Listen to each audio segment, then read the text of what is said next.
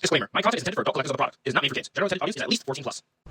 The fourth generation of Beyblade is finally here.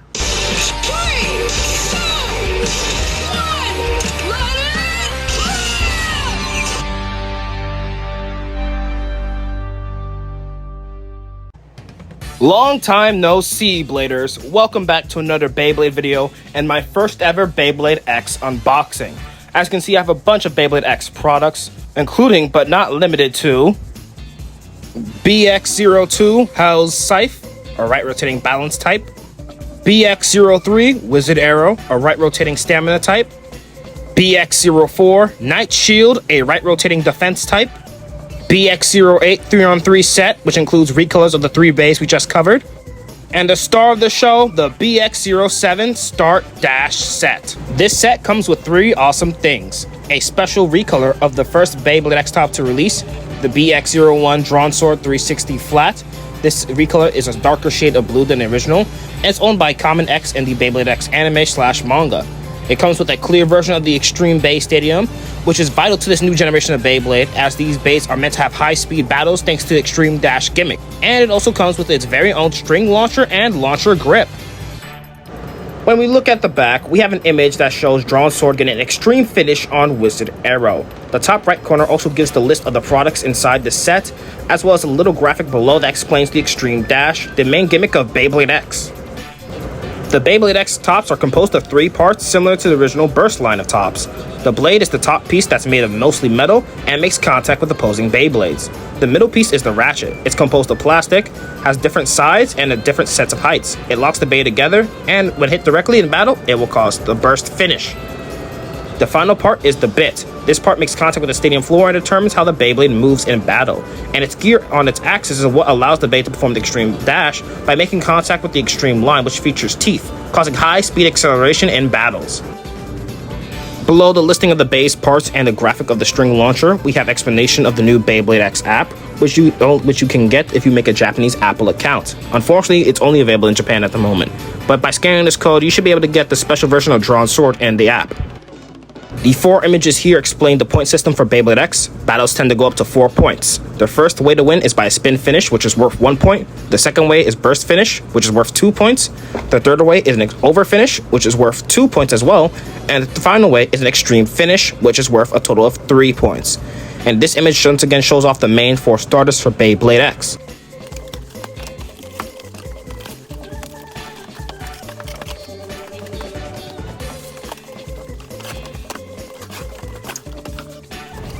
So let's take a look at the Extreme Bay Stadium clear version. As you can see, it has a clear with a black extreme line.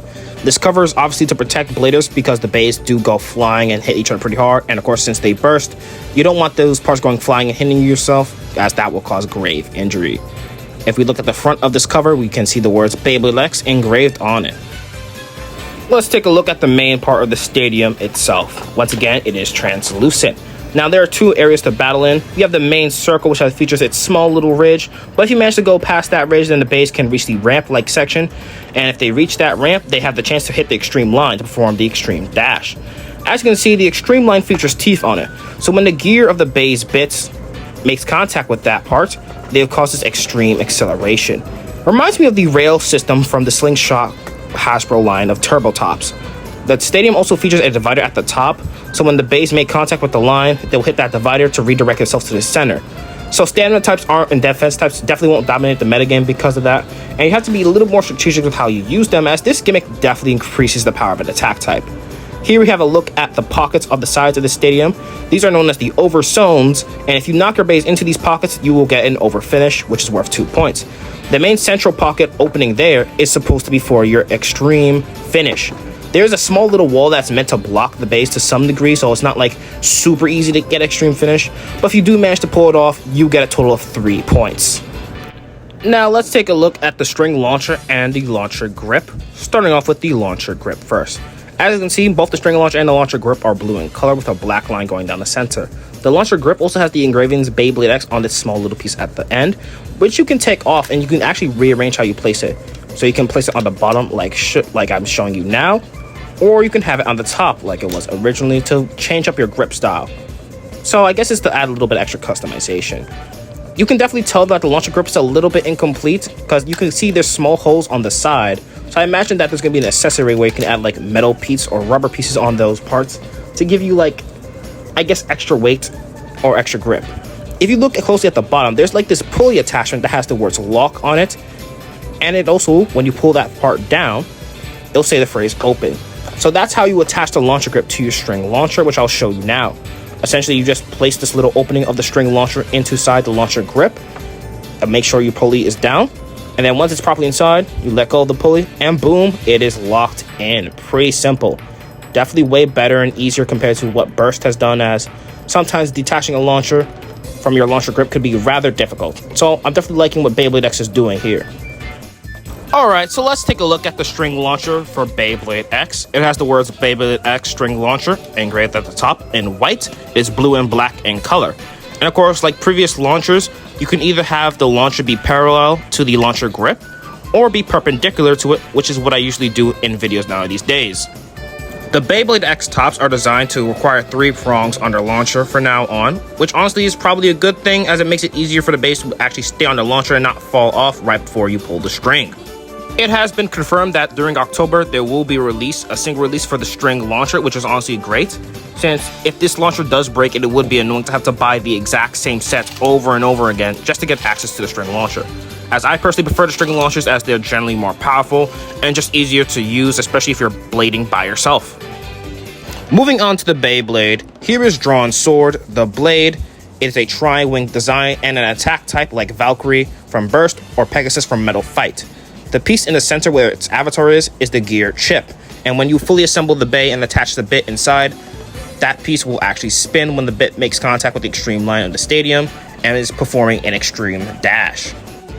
Looking at the side profile of the bay, we can see that the blades does curve upwards, and it is stated to be good at upper attack and knocking opponents out the stadium diagonally. So it's definitely be a top tier attack combination from what I can tell from most videos I've seen. Next up, we're going to look at the ratchet, which is 360. The ratchets determine the bay's sides and height. This one has 3 sides, hence the name 3, and 60 is supposed to stand for 6 millimeters tall, which makes this ratchet incredibly short, which is good for Drawn Sword as it helps it with upper attack potential. If you look closely at the bottom, one of the sides features a small little arrow, and it's supposed to point to either the letters L or R at the bottom. So for example, if I were to attach this to Drawn Sword, which I'll do in a second, I'm going to twist the ratchet in a way to where the arrow will align with the letter R, because Drawn Sword is a right spinning Beyblade. So we're going to pick up Drawn Sword. You line up the ratchet's white part with the engraving on the bottom of the blade, and you twist.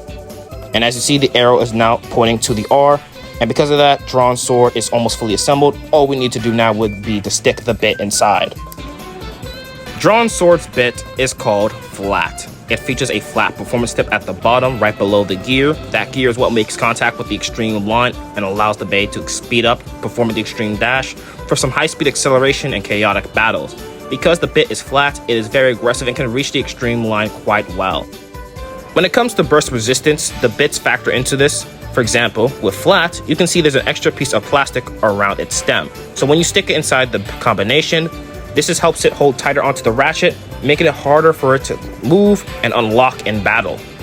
Alright, now let's weigh out the bay. Starting with the blade, this is 34.9 grams, so rounded up to 35. The ratchet, 360, is 6.4 grams, which is about 6 grams in total if we round it down. The bit flat is about 2.3 grams, so 2 grams in total. Now, if we weigh out the full combination, 43.4 grams, which is way heavier compared to like the single layer bays from Burst. Those are about 30 grams in total, but this isn't surprising due to the fact that Beyblade X tops have a lot of metal in them. Now let's do a test spin and finish this video off. Alright, test launch. 3, 2, 1, go shoot! Look at that. High speed. Extreme dash in action. String launcher overall feels pretty good. Let's do one more launch. 3, 2, 1, go shoot! Man, it is definitely great to finally have the next generation of Beyblade in my hands. because it took quite a long time for me to even get these products. That concludes my unboxing of the BX-07 Start-Dash set for Beyblade X. In the next video, we're going to be unboxing the BX-01 Drawn Sword 360 Flat, where we will be comparing the original to the special version in this set. Looks like you made it to the end of the video. Don't forget to leave a like, make a comment, and consider subscribing to my channel. And if you do, hit that notification bell to get notified when I upload new videos. Thanks for watching.